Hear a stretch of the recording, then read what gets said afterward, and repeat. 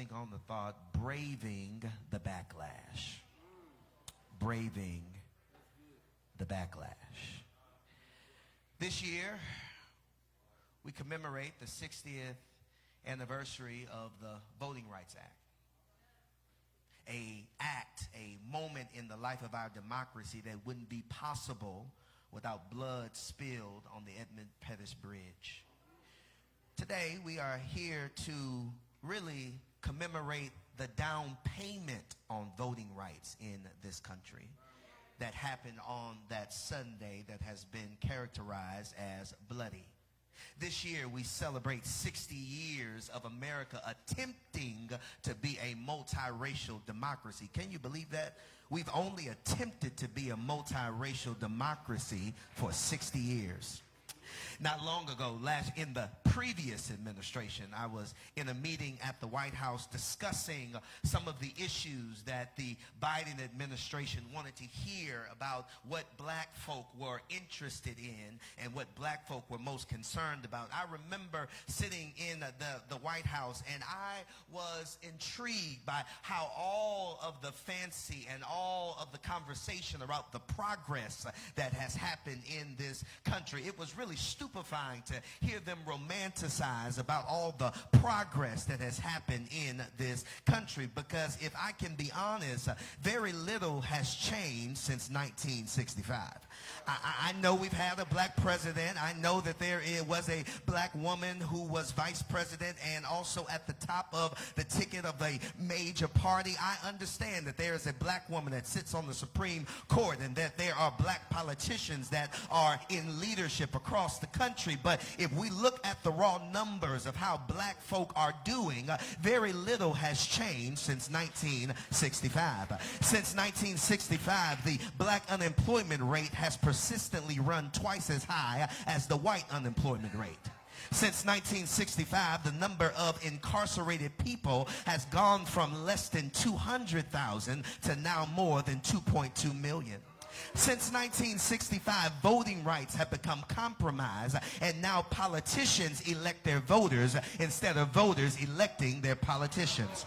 Since 1965, black college graduates still make less than white high school graduates. Since 1965, the number of police killings a year has surpassed the number of lynchings in its highest era. And if we can be honest, very little has changed since 1965. And maybe that's true because of what Malcolm X says. Malcolm X says, if you stab me in the back with a 9-inch knife and pull it out 6 inches, can you really call that progress? Because very little has changed since 1965. And if we want to be honest about why this is, it's really what historians like Carol Anderson and Ibram Kendi help us to understand, that whenever there is racial progress, there's also racist progress. What we have discovered is that progress is never linear, it's always cyclical, because whenever there is racial progress, there's also racist progress. Let me say it another way. Whenever there is black progress, there's always a white backlash. After 246 years of slavery, we thought it was the opportunity for America to live up to its founding documents. Reconstruction gave us the 13th, 14th, and 15th Amendments. We saw the election of black public servants. We witnessed the consequential formation of places like Morehouse and Spelman and Howard and Fisk. However, whenever there is black progress, there's always a white backlash. Post-Reconstruction birthed the original American terrorists known as the KKK. Lynching became the rule of the day. The convict leasing system replaced the plantation, and Plessy versus Ferguson determined that it was legal for things to be separate and unequal, because whenever there is black progress, there's always a white backlash. The Civil Rights era gave us Brown v. Board of Education, the Civil Rights Act of 64, the Voting Rights Act of 65, the Fair Housing Act of 68. But if I can be honest, whenever there's black progress, there's always a white white backlash. In 1968, Martin was killed. Robert F. Kennedy was killed. Nixon was elected on a law and order platform that paved the way for the Southern strategy and mass incarceration. Because whenever there is black progress, there's always a white backlash. In 2008, no matter what you thought about his policies, there was a Barack Hussein Obama that went to the White House and represented a type of cultural and symbolic capital for people who had been on the underside of America's racial nightmare. He represented progress as the 44th president of the United States. But whenever there is black progress, there's always a white backlash. The Tea Party vowed to take the country back. Police brutality escalated. Healthcare was jeopardized. Voter suppression was legalized. And the government kept shutting itself down because it didn't want 40 million Americans to have access to health care that senators and congressmen who do no work take for granted every single day. Because whenever there is black progress, there's always a white backlash. I know 2016, we thought that Hillary Clinton lost, but it really wasn't a loss for Hillary Clinton. What we saw in 2016 was a backlash to black progress when we saw that 63% of white men and 52% of white women voted for an unprepared, narcissistic, bigoted cyber bully who exploited workers and evaded taxes. Because whenever there is black progress, there's always a white backlash. In 2020, in the middle of a pandemic, we went to the polls in record numbers. We weren't just voting for Joe Biden.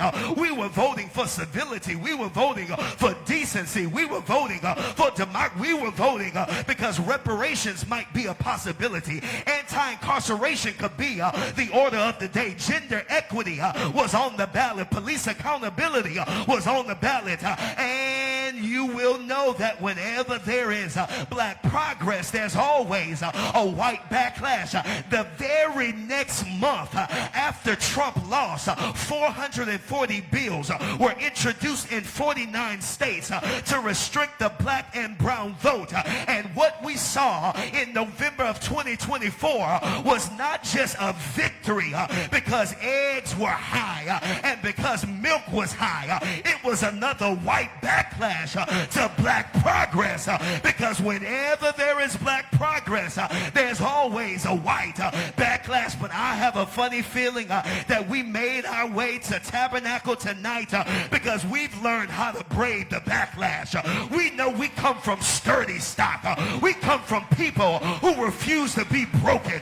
We come from people who survived treks across the Atlantic Ocean. We come from people who withstood the auction block and stared down the noose on southern trees like strange fruit.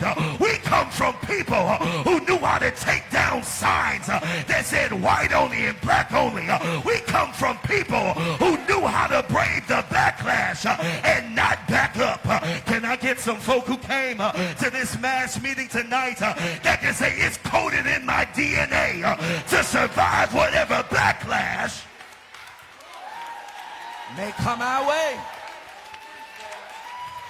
Here, if you don't hear anything else I say, you are buoyed. You are buoyed by a sturdy poise and unimpeachable dignity that we are strong enough to survive any threat, any target, any movement, any conspiracy, because we have already braved backlash after backlash after backlash after backlash, and we're still here at the Tabernacle Church to dare them to try it again. Here it is, in the text, Pastor, in the text.